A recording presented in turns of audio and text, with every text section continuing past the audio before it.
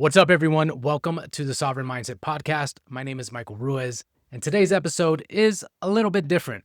I got Neil Barnes on. He is going to be acting as my co-host, and you should be seeing him in future episodes.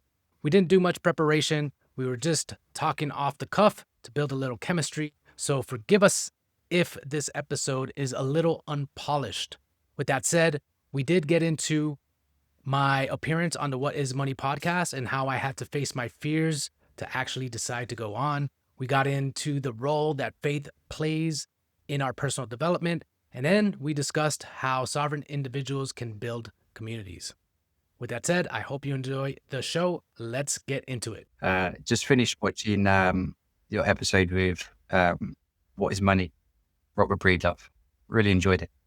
Yeah. And I figured that's a good place to get the discussion started with my appearance on the What Is Money show, and talk about kind of what led up to me going on to that show, what I've learned from that experience, and kind of get your thoughts as well on the discussion. But yeah, I'll start with saying that I was super grateful for the opportunity. My friend Eric V. Stacks, he invited me on. I happened to be in Miami because I'm closing off a lot of loose ends in my life that I kind of left behind and just jumped on a plane and went to El Salvador to go on an adventure and a journey building Sovereignty Studios. And so I still had a lot of stuff pending in Miami. And that trip to Miami was dedicated towards doing a bunch of errands and taking care of a bunch of stuff. And so my mind was not in the right headspace at all. I hadn't been thinking about really these ideas that are in depth. And I was just focused on getting things done. And I had a little bit of anxiety, a little pressure because of that. And I got invited onto the podcast.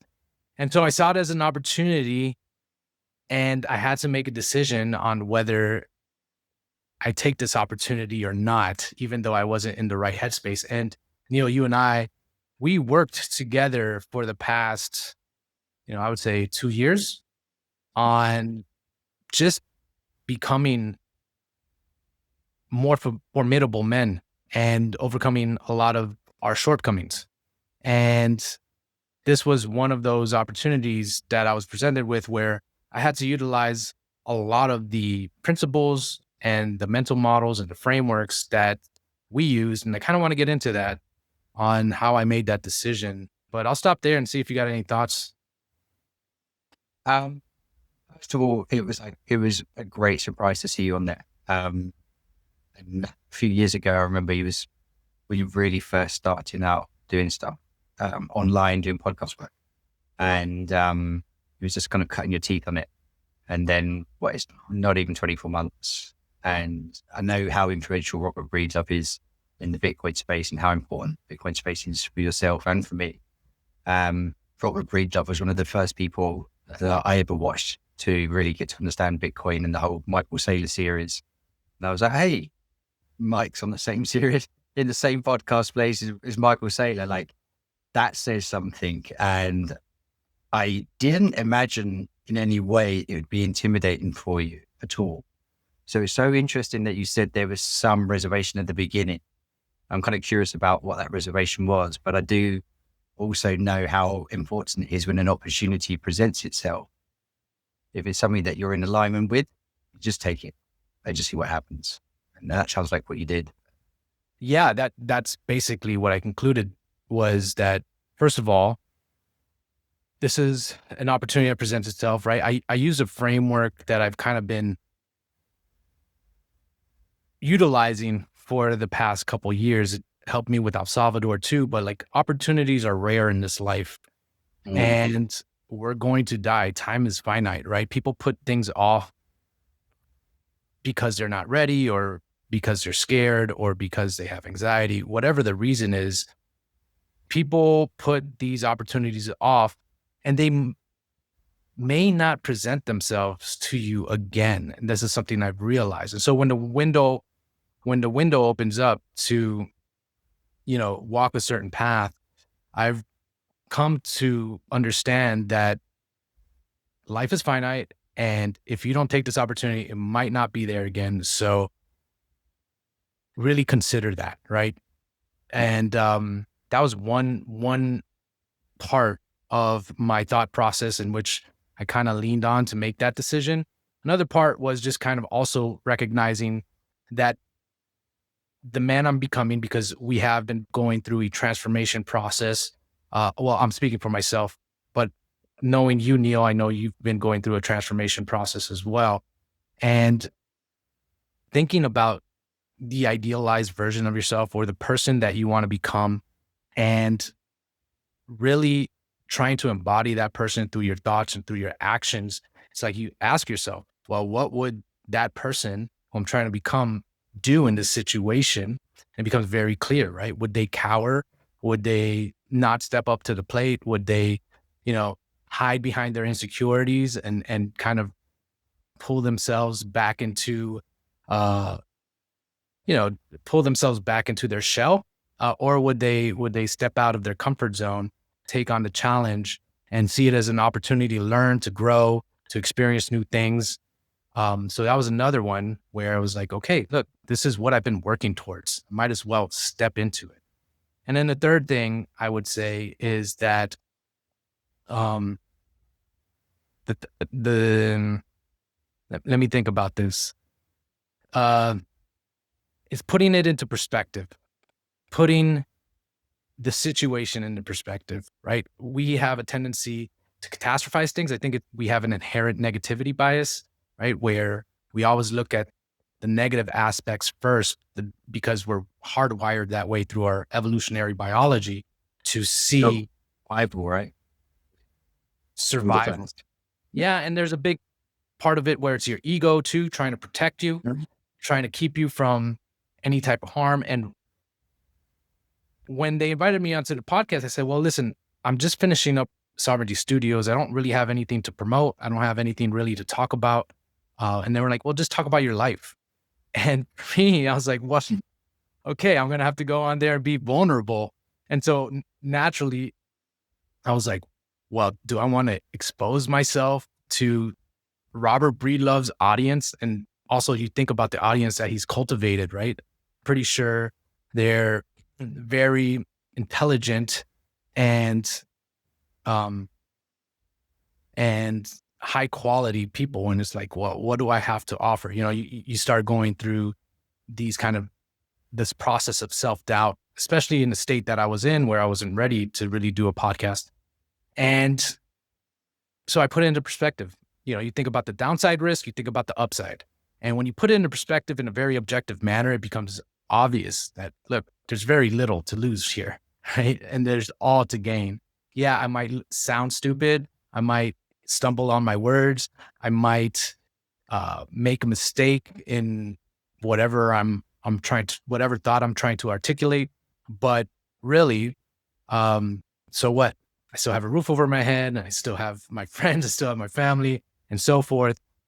You know, I think that fear of looking stupid holds so many people back from actually pursuing, you know, these opportunities, their dreams and so forth. And so, yeah, I used that framework. And I also, going back to what you said, I get to talk to Robert Breedlove and Eric V. Stacks. You know, Robert Breedlove is someone I looked up to who gave me a lot of insight into the ideas around sovereignty and how money plays a role into that. And then Eric V. Stacks just has a way of condensing really complex ideas into, you know, these simple um, sentences that just stick into your brain. And I was like, man, this is a dream. I get to go talk to them about Bitcoin in my life. Like, this is in total alignment. And then there's the aspect where I'm like, when things like this align with the core of who you are, you know, that is God opening the door for you to walk through it. And you really, for me, I just really had to rely on my faith that, yeah, this is something that feels right. And my intuition was, you know, pushing me towards this direction.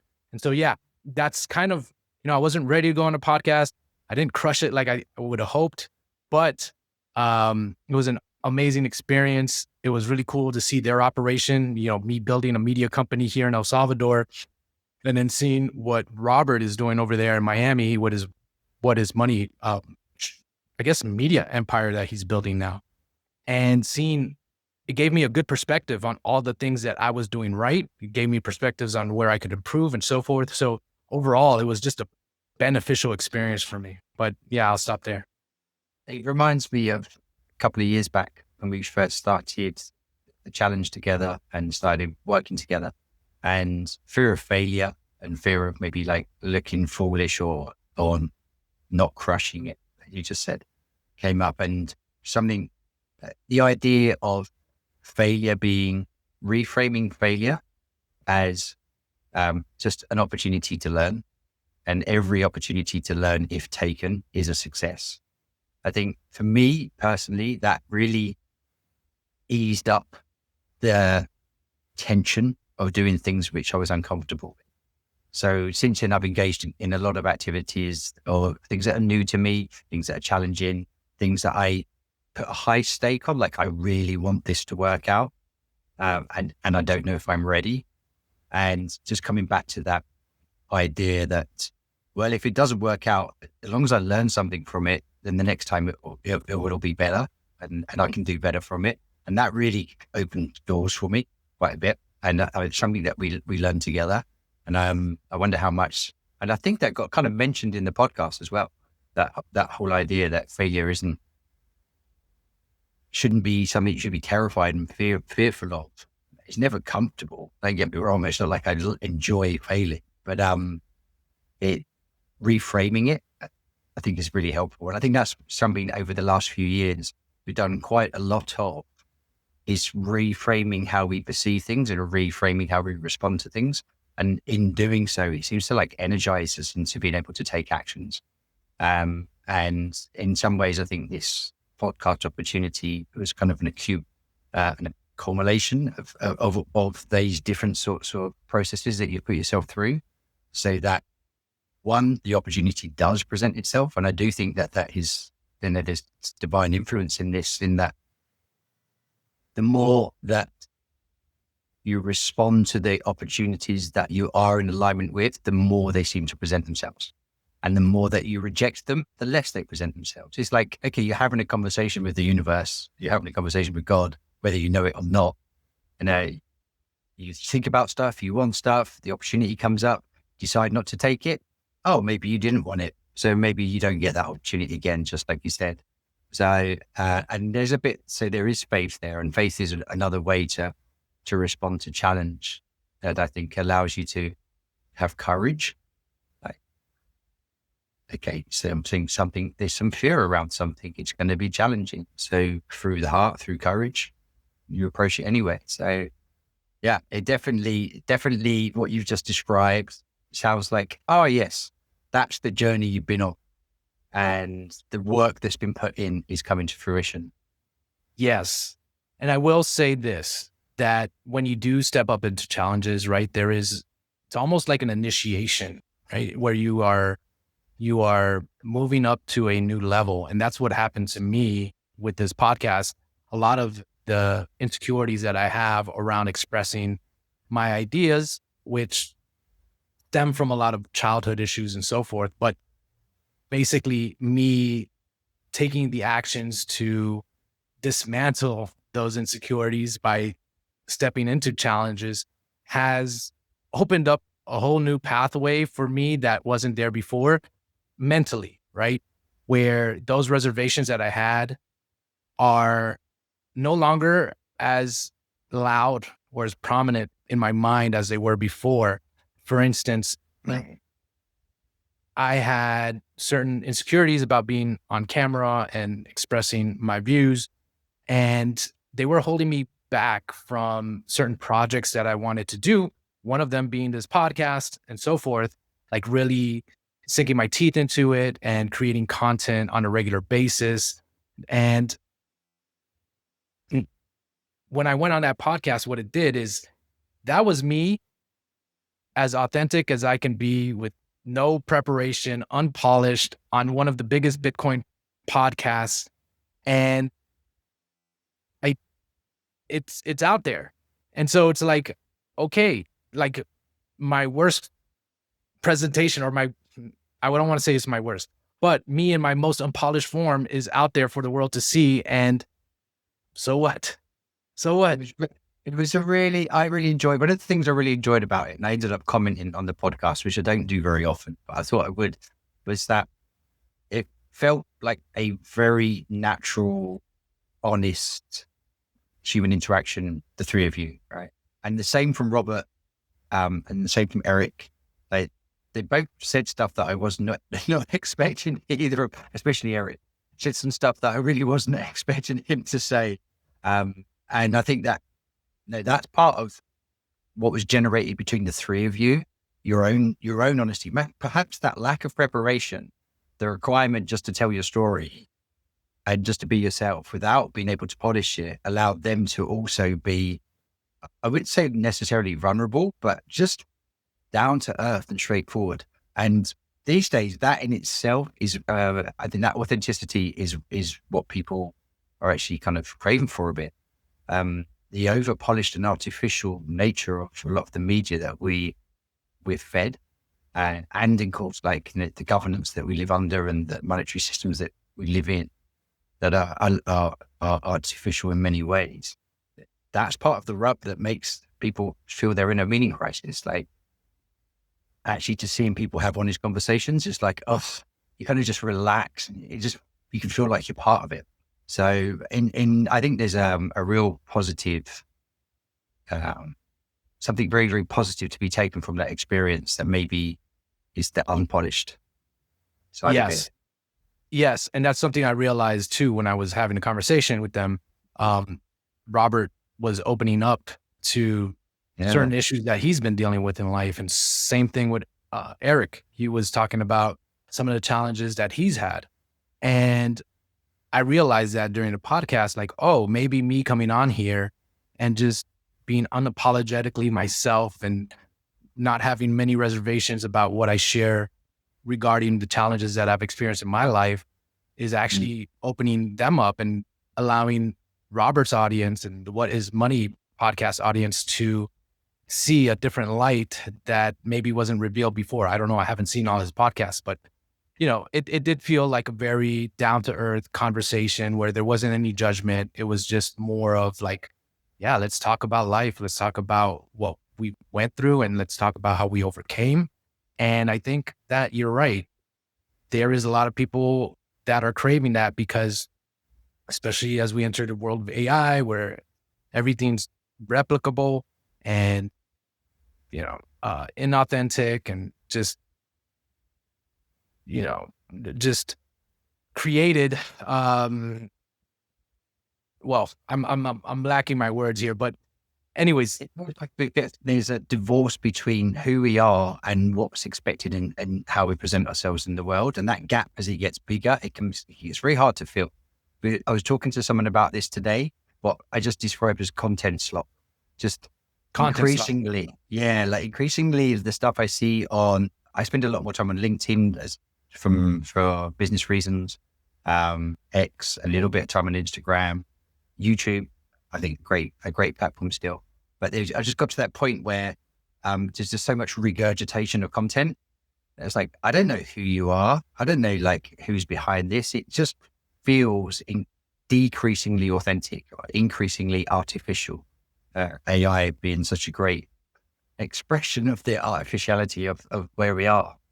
And I just felt divorced from it. I was like, I just don't even want to spend time on these platforms, which have great potential and are actually important for me. And I found it difficult.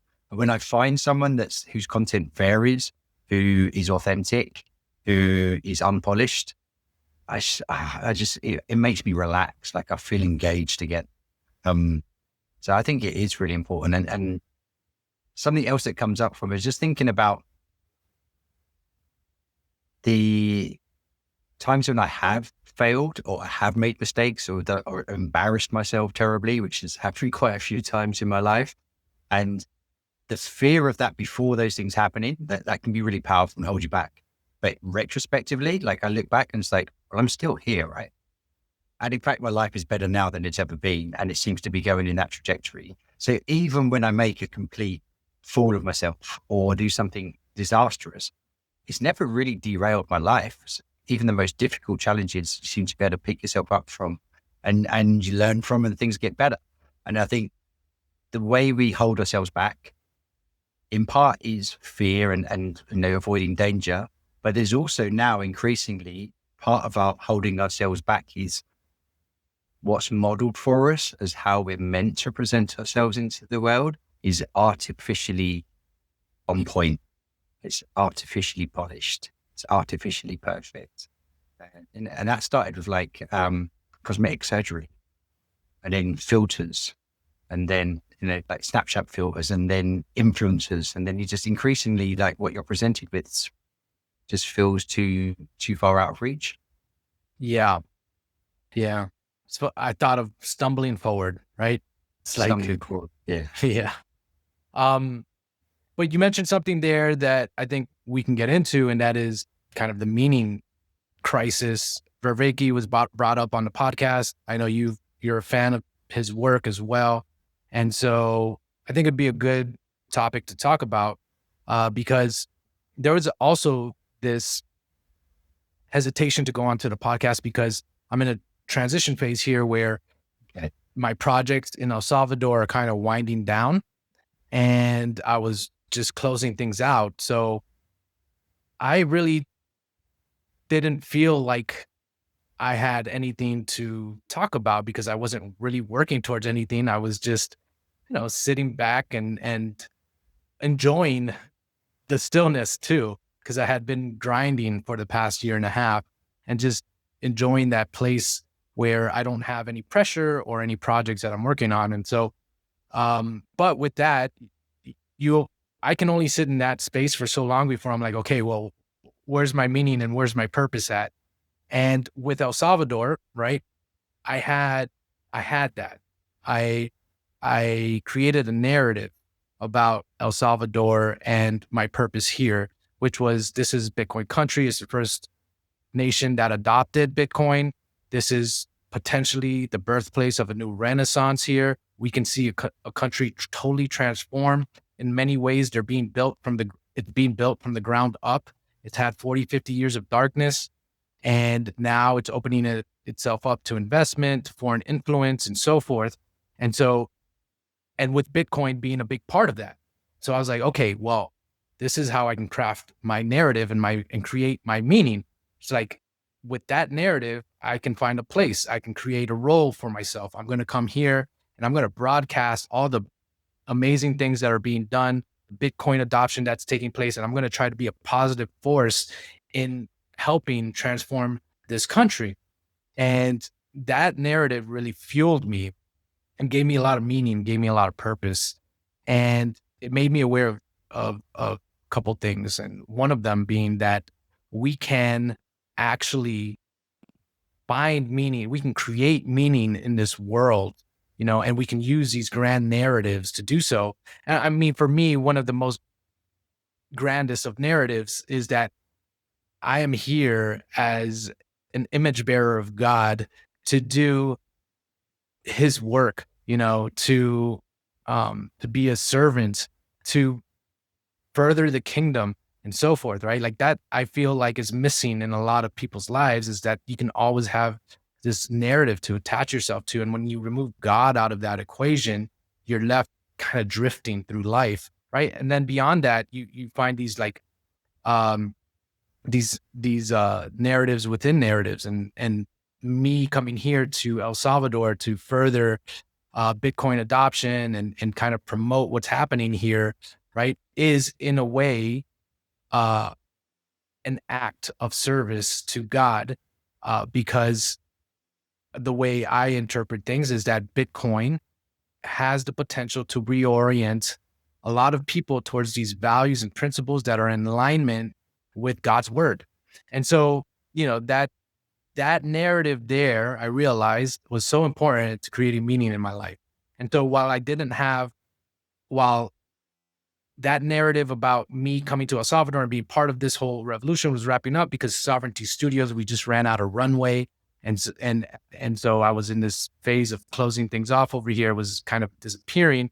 I was then now in this place where I was like, okay, how do I create new meaning in my life? Um, but I still had that other grand narrative, being a servant of the Lord to attach to. But it was really interesting because heard this not very long ago, actually. This is the first time it's ever really come into conversation, but that there are really three grand narratives: children, mission, God. Mm. So if you have children, then yeah, that's your story. And that's where you locate yourself and your meaning and purpose in service of your children. If you don't have children, or even if you do, maybe additionally, there's a mission in your life and so people seek out their mission. They seek out that resonance between them and the world, which says, yeah, this is where I find purpose. This is where I find passion. This is where my skills are aligned. And I can see that in doing this, I leave something behind in the world. And then what I believe to be the greatest meaning-making narrative is God. But then that's his mission. Yeah. And we're in service to that. And there's that, I think, is the shift that for me, it's quite recent for me to kind of engage with. But there's this shift from, okay, with children, it's about them. With mission, it's kind of about me. Actually, with children, it's also about me, my children and my legacy, and what am I, and how am I going to give them the life that I might have wanted? A lot of parents do this, like vicariously. We kind of try to direct our children to fulfill our own gaps, Sure. which I don't think is a particularly healthy thing to do, but it is what we do, and it takes a great deal of parenting skill to recognize when that's happening. But then with God, it's like, okay, it's not about me. I'm in service to something, and I'm not really necessarily clear on what that is. And then you have to open yourself up and start to listen and start to respond to opportunity and to give yourself space to hear what might be happening. And I think that is very challenging because I've always known you as being a very goal-orientated person, a man that can set clear goals, understand why you set those goals, and then go for them. And go for them sometimes with a ferocity that I haven't seen in many people. And it's always very impressive because you tend to achieve them and don't let anything derail you. And I think that was one of the reasons why the whole sovereign mindset started to grow and why it's attracted so many people, was actually the ability to fulfill a goal-orientated life, which I think is quite a masculine drive as well. And that remains true. And then once you bring in the Lord's work for you, it's like, I don't even know what the goal might be. Like, I think I'm going in this direction. And in fact, I'm going to end up over here and I don't even know that yet. You get kind of diverted by something that's grander. And so I'm curious about how you've experienced, but potentially, or maybe you haven't, but that you had your narrative. It was El Salvador, and it was what was happening, the Renaissance and Bitcoin's involvement in that. And that story, it sounds like it's shifting. And I'm wondering whether you're still trying to generate the goals for yourself, or how much you're opening up to perhaps just listening to find out what may be asked of you. Because that's something, the place I'm in as well. I'm still trying to figure this out. Yes, that was a very good point. So coming to El Salvador was very much goal-oriented action in the service of God. And a lot of what drove me was listening to God, right? And then having an open heart, an open mind, and opening my soul to just being driven by a lot of my intuition, and recognizing that certain doors were opening up for me. And we would have this conversation, Jordan and I, where it was like, man, things are falling into place so easily here that it would almost be dishonorable to God not to walk through these doors and not to pursue this, right? Because of just how things transpired. And And so, yes, in terms of that, it's like that mission. I feel like once you align yourself to God, right, and you open yourself up to hearing Him speak to you, to recognizing the signs and allowing yourself to walk through the path that He's laying out before you, right? I think the mission reveals itself, but it first comes with kind of aligning your life, your mindset, your heart with God. And so I did that, and that led me to here to El Salvador. But the narrative that I was telling myself about El Salvador changed a little bit. We had the IMF come in here, Bitcoin law got changed a bit, and it came into question whether the initial ideas about El Salvador are still intact, right? My original thesis. And I will say that that caused a lot of the slowdown that we saw with Sovereignty Studios. And so we saw that slowdown, and the mission kind of dissolved. And so, yes, now I'm in this period where I'm like, okay, God wants me to be still. He wants me to I feel like I still need to be here. I need to feel things out a little bit more and see what mission now evolves out of that. Maybe it's the same mission. It's just with a different level of understanding and experience that is going to allow me to take on new goals and new challenges with a lot more confidence. And so, yeah, I think it's very important, and that's where I'm at right now. Is just kind of this in the process of being still and letting the opportunities reveal themselves to me, letting the path reveal itself to me, with prayer and with still keeping an open heart and an open mind, and allowing kind of that intuition that I've cultivated through my faith to kind of guide me on that journey. And yeah, talking about kids, maybe the next path for me is children, right? Like maybe that's what God wants me to do. Maybe that's why all of this happened in the way it did, right? For me to reestablish myself, to gain confidence as a man, to grow, to become, to build out my character more, in a way, a lot of this feels a little embarrassing, and I'll tell you why, right? But when you look at society, it's been heavily influenced by the money, and the money carries with it certain incentives, and it promotes certain values. And I was a product of my environment growing up. And so as a man, I don't think that I cultivated uh, the development and the character uh, until later on in life. So I've had this prolonged adolescence. And so for me to go through this transformation effect now, it feels a little bit like, dude, you're 42, you should have your life figured out, and you should know who you are. But really, a lot of this is undoing a lot of the influence that fiat society has had on me. And that's the idea behind the sovereign mindset. It's like going from the fiat mindset to the sovereign mindset, and what it takes to undergo that transformation. Because I think there are a lot of people who haven't really fulfilled their potential because of the impact which fiat society has had on them. It's all the news. You're reassuring to hear that, I think there's a lot And of I hear people. that a lot. Yeah. Right? So I hear that a lot.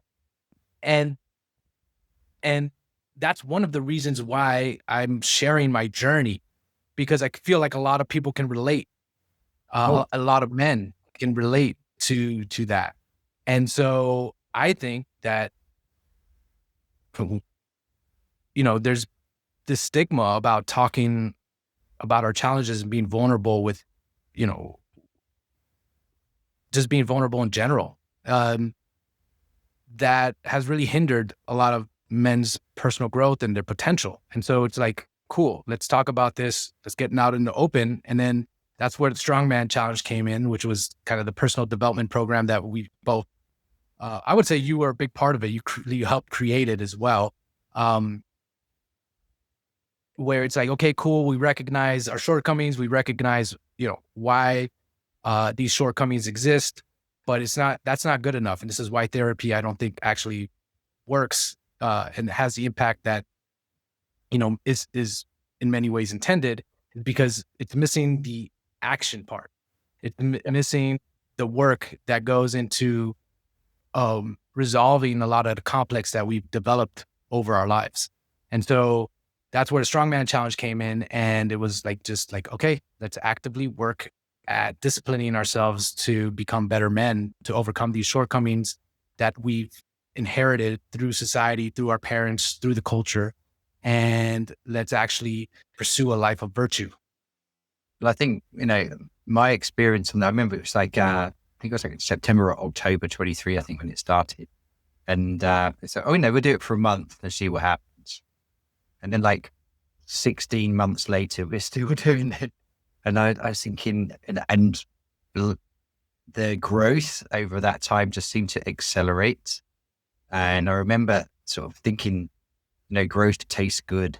Like, that's why I keep coming back each month. That's why I will keep wanting to participate. And it stacks really well as well. You're going to get the fundamentals right. And then the next layers of growth, and then your expansion in your capability and capacity seems to build quicker and become more solid.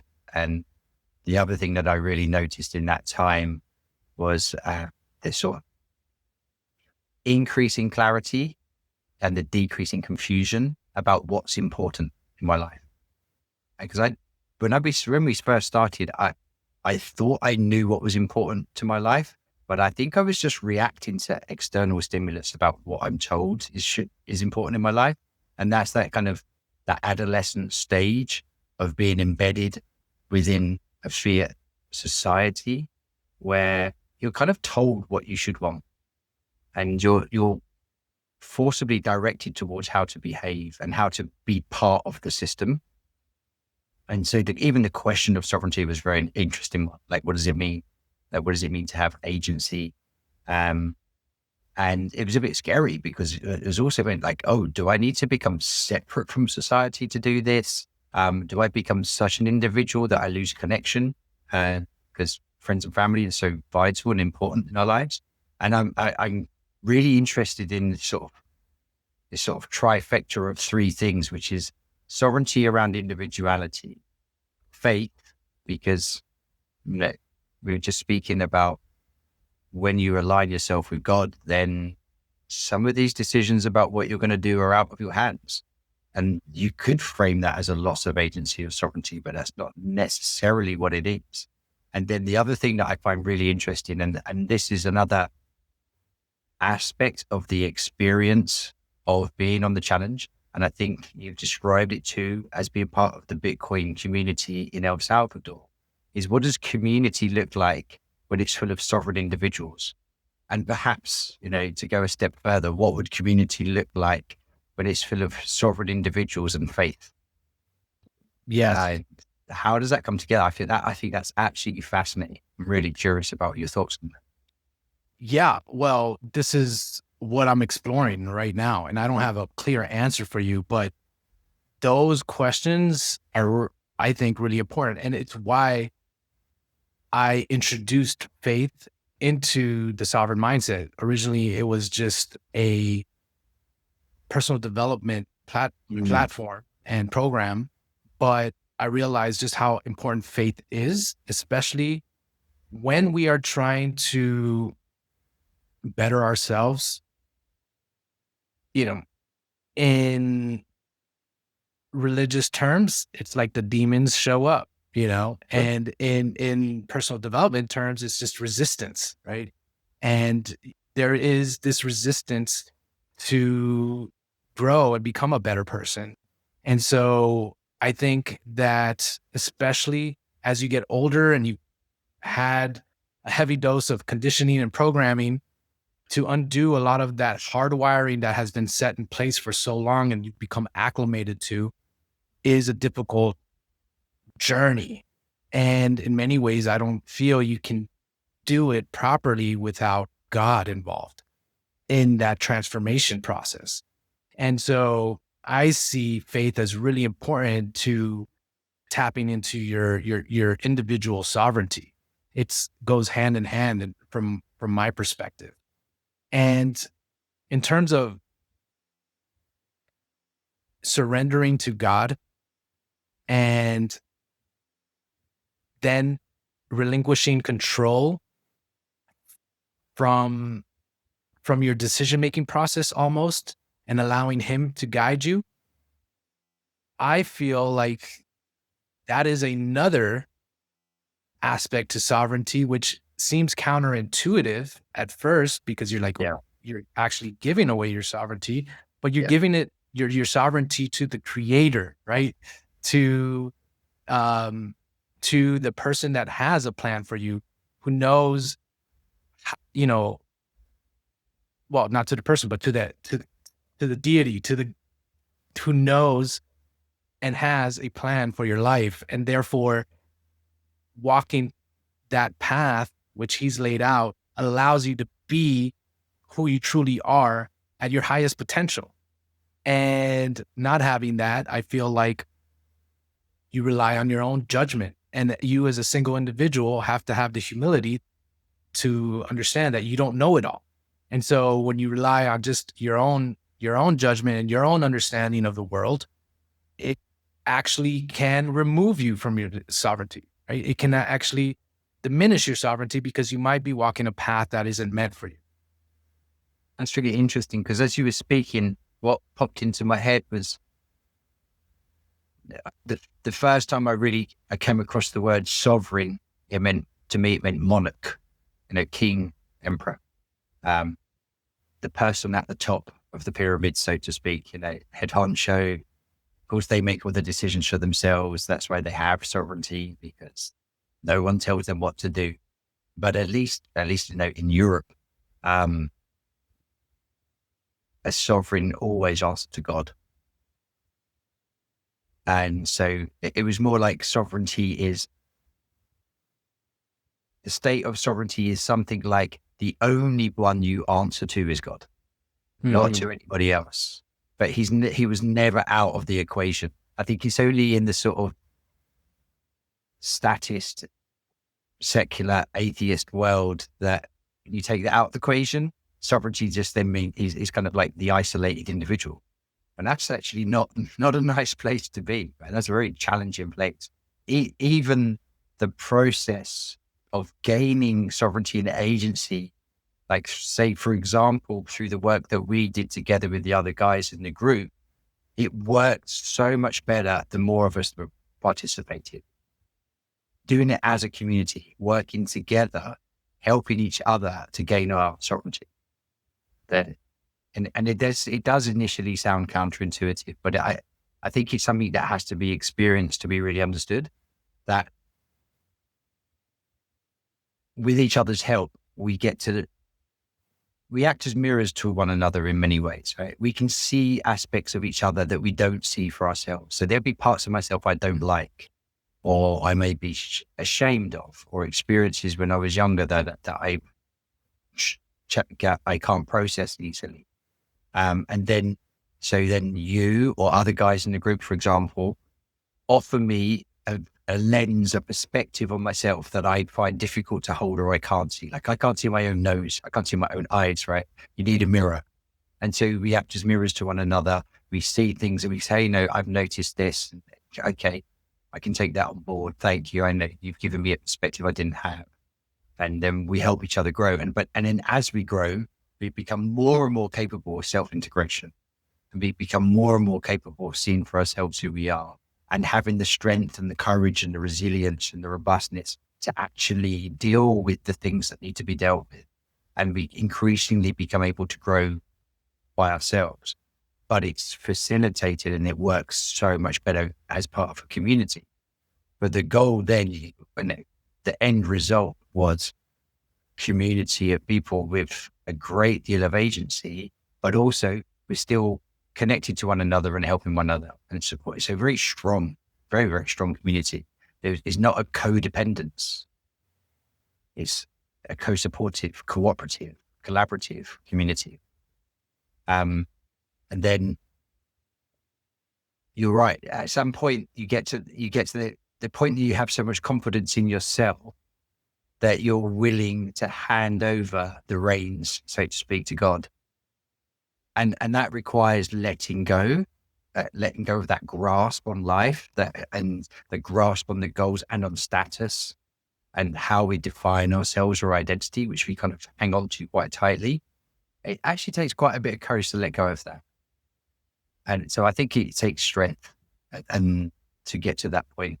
So it's very interesting that the sovereign pathway went from something like undeveloped adolescent struggling on their own, gets together with a group of another sort of adult adolescents that are also struggling. We support each other. We act as mirrors to one another. We help each other grow. We get stronger and stronger and individualize, and then start to get to the pinnacle of it. I say pinnacle, I think that's a bit of hubris there.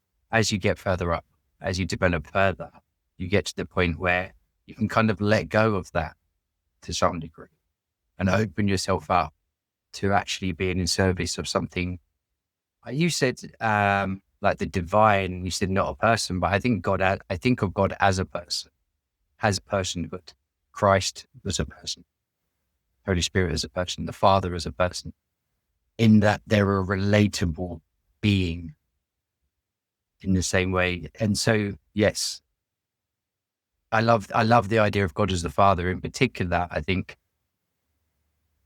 men need fathers to grow, and many of us didn't have them or have ones that were able to fulfill that role well. And so when God takes that place in your life, it's actually a growth experience. And then you can fully manifest yourself into manhood. And then you are king of yourself, at least, but you're still in service to the one that loves you the most, in my experience, at least, the one that loves you the most and won't lead you astray. Yeah. That's a great place to be in.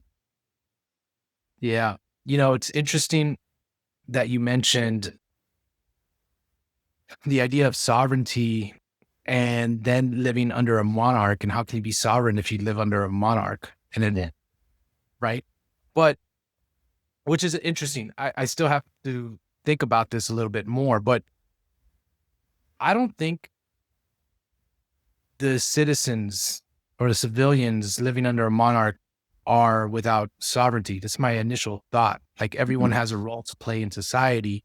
And if you know your role, right, that could very well be the position that makes you sovereign. It's like, cool, right? I'm a civilian. This is my purpose. This is my mission. And it's not necessarily like the kings were completely sovereign. They were beholden to the citizenry, right? Like if they weren't acting according to what the citizens believed were God's will, they would be overthrown. And that's kind of the check and balance. So there's this aspect where, there is a hierarchy, but that doesn't necessarily mean that you're not sovereign within that hierarchy. Yeah, I'm starting to think that sovereignty is something like making conscious choice. Mm-hmm.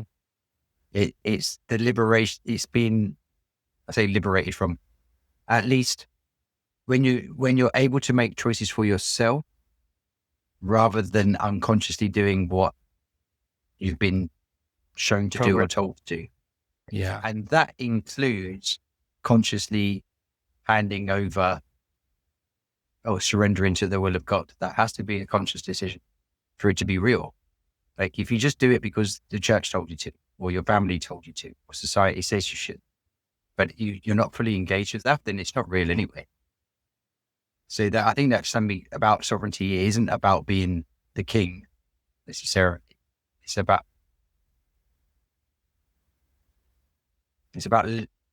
unbinding yourself from all of those control mechanisms that demand that our fiat, as in you do it because I told you so. But that's what like fiat really means, isn't it? Like fiat money it's money because we said it's money, not because it has any real value. So it's fiat by decree. And if you live your life by the decree of society, then you're not a free person. Yeah. Yeah. It's becoming aware of your conditioning and your programming, and then making a conscious choice to either incorporate it into your being or not, but we do grow up with ideas already pre-programmed before we have the ability to formulate our own thoughts. And it's, for me, recognizing these ideas, auditing them, and then determining whether they're right for me, because a lot of ideas that I was instilled with didn't serve me practically and spiritually. Mm. And so it was like I had to go back and reevaluate them and be like, okay, this isn't working for me. And it doesn't matter that I've been programmed with this. I need to install a different set of beliefs that are actually going to allow me to experience my faculties at their highest potential. And that, I think, that idea there is where sovereignty comes into play, and that is of being sovereign. Um, But moving on here to a different subject that you raised too, it's like, how do you get all these different sovereign individuals to cooperate and collaborate kind of in unison? And that's where I've been thinking a lot too, because over here in El Salvador, you have a collection of just autonomous, high agency people who have their own ideas about the world and want to operate freely to see those ideas come out. And they don't necessarily get along with others in that regard, right? Everyone's kind of on their own mission, atomized and trying to build out what it is that they envision. And how do you build a community from that? And I think that there does need to be a foundational layer that connects everyone together. And I was wondering and thinking about whether Bitcoin can be that, but I don't think there are enough principles grounded in solidarity that would allow for kind of a Bitcoin community to flourish on that level. I think it needs to be deeper than that, right? And beyond. So like, you could think of the way I think of it is there's God, Christ, religion as the base layer, then Bitcoin as a layer on top of that. Like, okay, if I know someone is a Christian Bitcoiner, like I know a lot about their belief structure and can relate to them on a lot of levels. And then perhaps on top of that is kind of like a mission. Like this is the mission of the community, right? Where people can now like actually pinpoint a role that they play in pushing this community forward. And so like those three elements there, where it's God, Bitcoin, sound money, and a mission, I think is what really would bind a community together. And I don't know if without that, you would have like that cohesive collaboration, all working towards one goal, that a group of people could actually work towards. It's really interesting because I trying to think about communities that have survived the test of time. And modernity is a quite kind of a difficult reference point because things change so rapidly. Particularly now, we're going through a massive transformation at the societal level, at the national level as well. Like there's people are holding a lot of questions about who they are and who they belong with, etc. So I thought, okay, if I take a step back and I think, okay, what communities have survived the test of time? Like the really simple and obvious ones are kind of like small isolated communities. Let's just say, for example, in Peru or Brazil or maybe in Australia, or In they all America as well, Amish. yeah, Amish. Okay, yeah. So you get these like small isolated communities that have a very strong identity. Just as an example, if you were to meet a tribe of people in the Amazon, they may all dress very similarly, use very similar, say, face paint or way they cut their hair. Amish dress very similar. They use these identifiers. I was recently in Romania, and when there were some traditional Romanian dancers we met, and they all wore the same clothes. It was like immediately obvious that they belonged together in some way. And I think that's one of these base layers. It's something like, what's the thing that binds us together that we can see in each other immediately, which becomes part of the glue and the grease that both keeps us together and keeps us moving together. Yeah, and I think that's why tradition and culture and music and so forth is really important to Yeah. a community like that, because that becomes the glue that binds them together, especially rituals too. Like I see the importance now in all of these things and when I didn't see them before. Yeah. And I think we're moving towards that way. And it's something that I'm intentionally working towards as well, developing a strong community, whether that happens or not in my lifetime. I don't know, but I feel like humanity is moving more in that direction. Like the idea of living in the melting pot with all different types of influences and cultures and customs and values, I think had its place, right? But I think as fiat continues to lose significance in our lives and is replaced by sound money, I think that people are going to return to a life of meaning and purpose, not necessarily this consumerism and hedonism and nihilism that emerges through fiat society. And um, and that becomes what binds society together. What we see is the result of that, and we're seeing it play out in real time, right? Society crumbling. Like that only can last as long as the money can keep it together, but eventually the money deteriorates. So those type of societies crumble. And I think we can see examples of this throughout history, all the way back to the Roman Republic and so forth. And so yeah, building strong communities grounded in values, grounded in identity, grounded in culture, I think is kind of where we're headed to. And it's going to be interesting seeing that play out. Yeah, I completely agree. I've noticed a huge resurgence in Christian religion in the UK. So I would have said like 10 years ago, I'd say that although there is a Church of England as a state religion, I'd say that the vast majority of English people felt like they were atheists, felt very secular.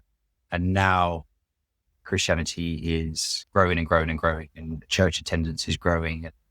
People are getting baptized left, right, and center. And I'm so like, what's going on? Is this reactionary? Is this like a kind of fear response? And it might be in some way.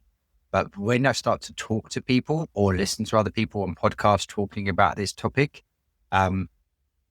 it's much more about having something shared that connects people. And I think that's this key to like a community. So if there was a Christian Bitcoin community as an example, then Christianity in this case could potentially provide the set of values and perspective on the world, the kind of like, what would be the right terminology, the kind of metaphysics of the world. I think that's really important to have that in a shared way, in a meaningfully shared way. From there, and so you do have values, but I think principles of action are really important. Like, and how do we act? Because everyone might want to do different things. You know, one person might want to ship marketing content.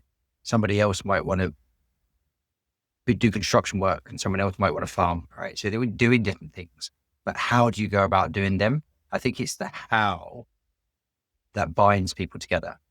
And a really simple example might be, I'm going to iron a shirt. I can iron that shirt in a really grumpy mood. I don't want to iron this shirt. This is really, bugging me. I just need to get it done. This is a frustration. Or I can do that same thing. That's my how. How am I doing it? It's through frustration and anger and resentment, resilience. Or I can engage in that same activity from a place of love and a place of care and enjoy what I'm doing. And this thing about how do we live in the world? I think for a long time, people have been living in the world. The how has been anger, fear, frustration, intolerance, greed, status. And the thing that I found in myself has shifted the closer I've got to Christ is that the question on how I do anything. How do I show up to work? How do I speak to my wife? How do I walk down the street? The how is changing, and it's becoming, I want to do this thing. I want to do everything from a place of peace and love. And that's not something I would even have spoken about a few years ago. I think I felt embarrassed to do so. I would have felt weak to say it out loud. But I'm starting to realize that, in fact, this is very powerful. And I feel stronger in the world because of that. And I think if you can get people, you said about these, I realized that, there's something you want to add right there, because I saw you was about to say something. So maybe. No, finish your thought. Okay. So the rest of my thought is, with these high agency individuals, that I imagine that they can get into confrontation or opposition quite easily because they have very strong opinions. But the principle of how do we interact within a community can actually be a really binding force that allows for people to have very strong opinions, but be able to operate or play in the marketplace of ideas with civility. And it's that civility, I think, that would be a very strong foundation for a community. And that is exactly it. I think you hit the nail on the head, is that how we treat each other, how we show up in each other's lives, how we allow for grace to take hold. I think all of that goes into building strong communities, right? And if you have someone who's intolerant or someone who's belligerent because they don't share that, that drive to act out of love, to act out of compassion, to act out of,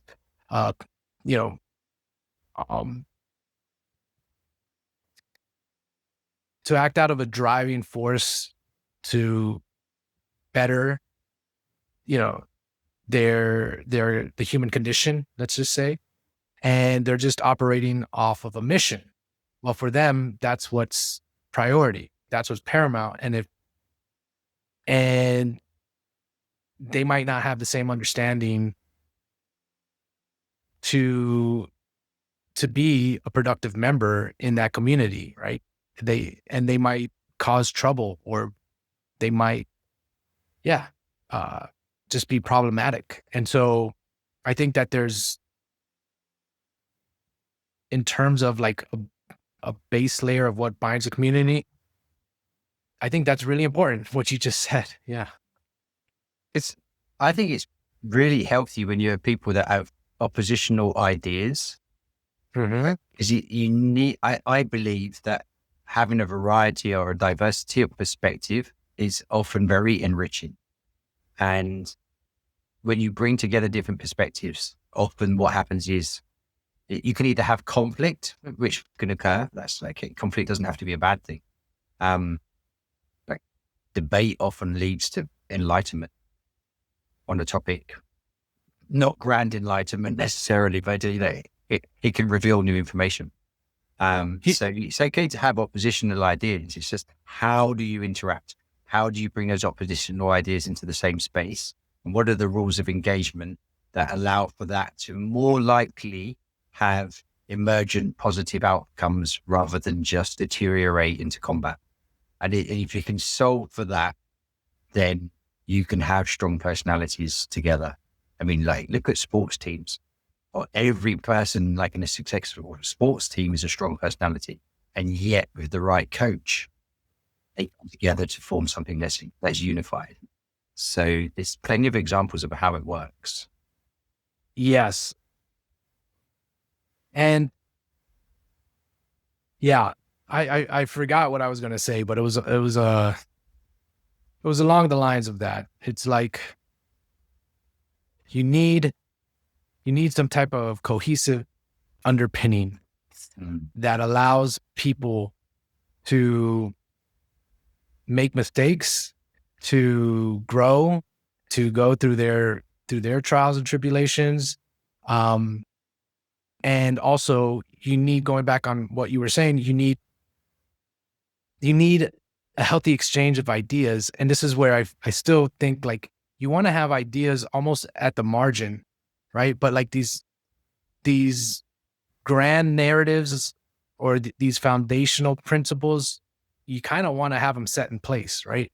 You don't want to be arguing or you don't want to be having a conversation with people in your community about whether God exists or not, or stuff like that. Like,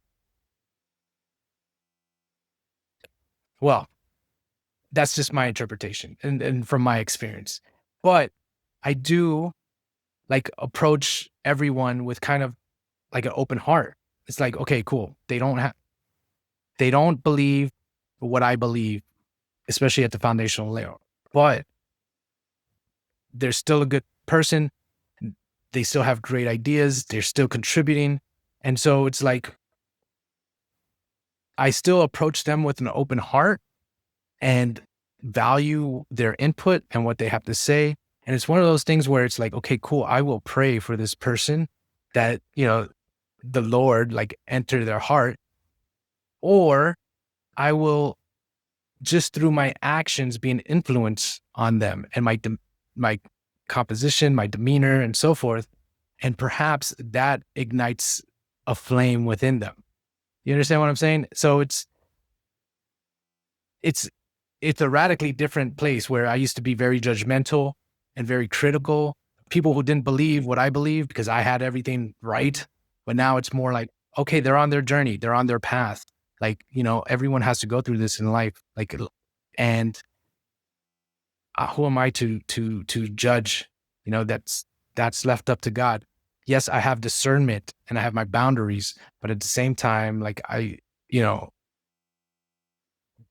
this person is good natured, it's like, and they have something valuable to contribute, it's like, great. I'm a Christian, I'm a Bitcoiner, and I'm on this mission. Maybe you're not, but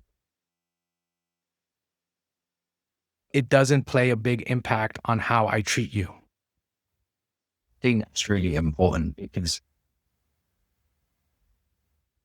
in terms of a community, I think you're right that the foundational kind of mission of the community needs to be clear and shared.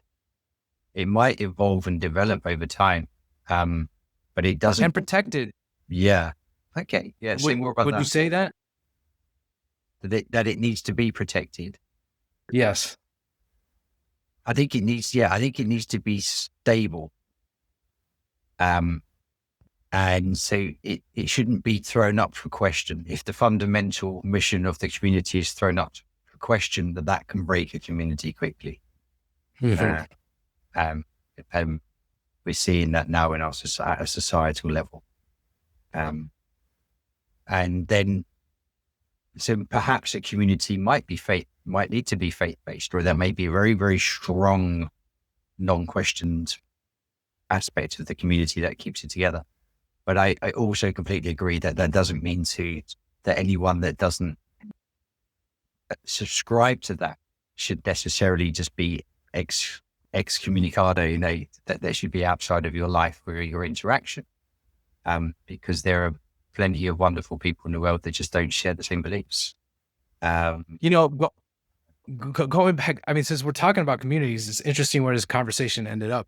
But I mean, it's been on my mind a lot, and I'm actually going to be working with people to kind of think more in depth about this stuff. But like, In terms of, oh man, I forgot my thought, man. I'm not with it today, but, yeah, I don't know if you had any other thoughts that you want to fill in the gap here as I try to remember exactly what I was gonna say. Um, I think it would be really interesting to bring together a small core group of people that had some very strong shared faith and mission. So this is what I was gonna say. It's on along the lines of that, and that is that I think having some type of constitution or having some type of stated principles, some type of stated, um, even customs, cultures, so forth. Like, I think it's very important. I think it gives something tangible and something very, very direct for the community to latch onto. And it's something I've been thinking about a lot lately. Like, I developed like the 15 pillars to, sovereign mindset, so forth. And it's just very descriptive. And I think that can really help as well create the identity for a community.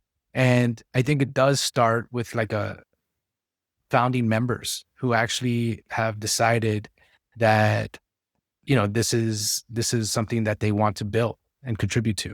And I guess, you know, on a similar length, this is kind of what perhaps churches do. I remember last week I looked on this church's website here in El Salvador and I saw very clearly what they believe, and they stated it very clearly on their website. And therefore I knew what I was getting into when I go to that church. And so I think that's very helpful in like bringing like-minded people together. It's like you have this, manifesto, or you have this constitution that clearly outlines the values that underpin the community and then the mission that the community's on. I think that is foundational. On top of that, there's something about the physical that is really important. So, as an example, families that have a family dinner together tend to have much better outcomes, relatively speaking, in many, many aspects. Low levels of stress, better physical health, better mental health, higher educational results for children. There's all sorts of really interesting factors that come around this physical ritual or physical artifact of the family that brings them together. And one of the things that I thought was really powerful when you chose to move to El Salvador was taking the concepts that had been created within Sovereign Mindset as an online community and putting it into real life.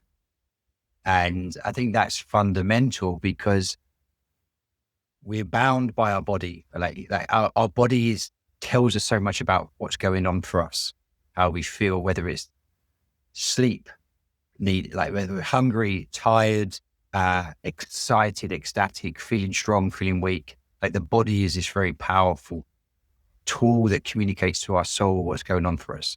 And our mind, our mind has no boundary. Like I'd say that's why the mind wanders so much. It can be such an interference in how our fears, our doubts, these all exist in our mind, not really in our body. And so you can have an online community and it can be quite functional, but when you bring it in real life and the physicality is brought into the community, it's a lot stronger.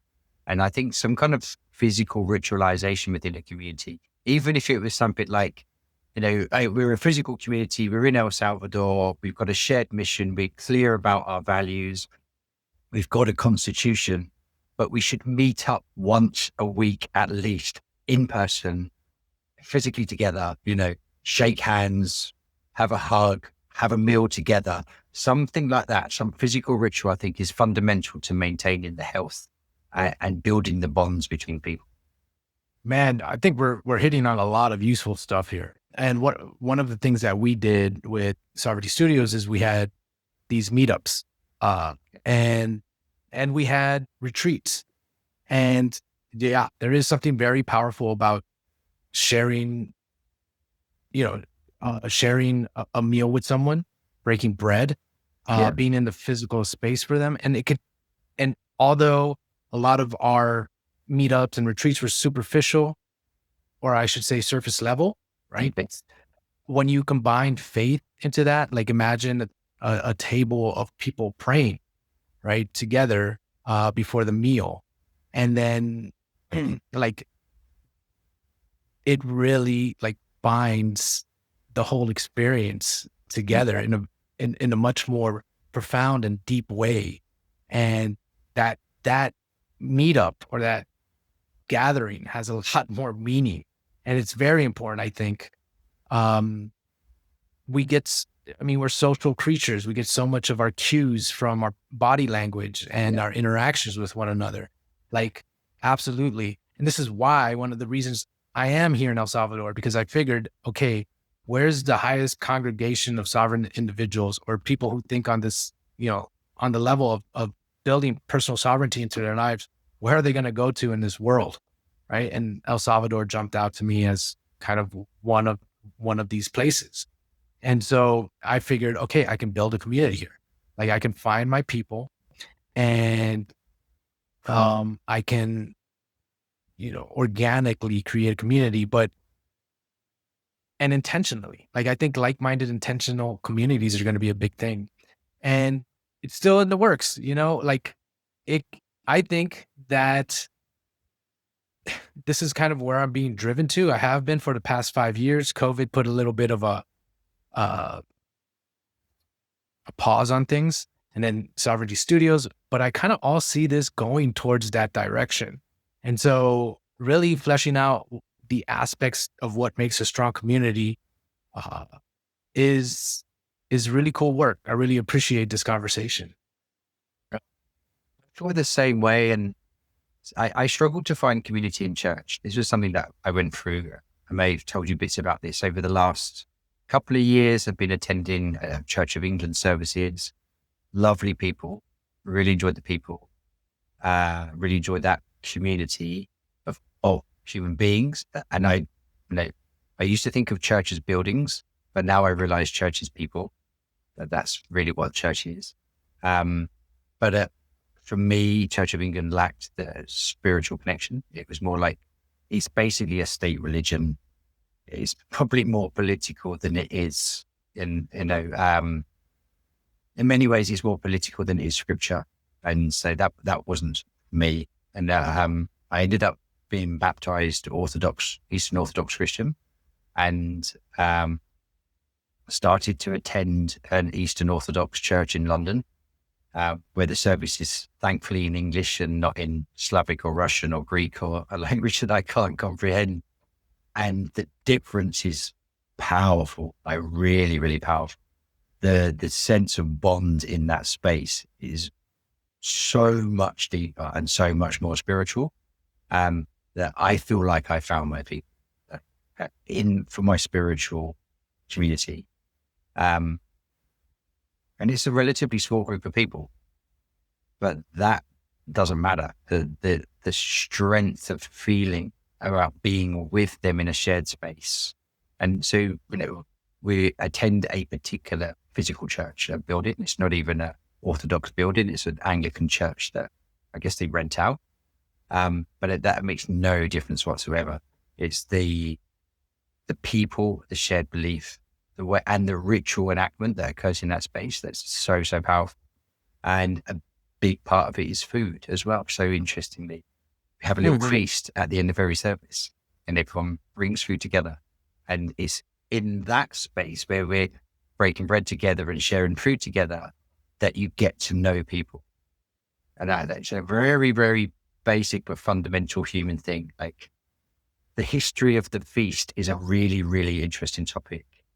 The way feasting has bound people, has resolved and ended wars, has created families, has created agreements between different peoples. It happens at the table so often that I'm thinking, I'm thinking about the Last Supper now. Like it happens at the table.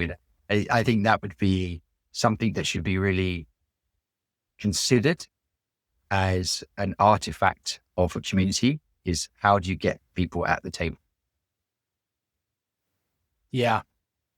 Well, cool. Neil, I think it's a good place to, yeah, to start winding it down. We've been going now for an hour and 20 minutes. It was a good first little podcast rip, and I'm excited to see what comes of it in the future. Oh, well, thank you for inviting me. So, I mean, we've had so many conversations over time. It's actually, it's really quite a lot of fun to record it and something to look back on, but also to build on as well. So yeah, I look forward to the next one. And yeah, thanks again. And to anybody watching, highly recommend watching the episode of What is Money?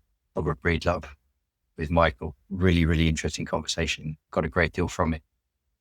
Wow. Appreciate that. Pleasure. All right.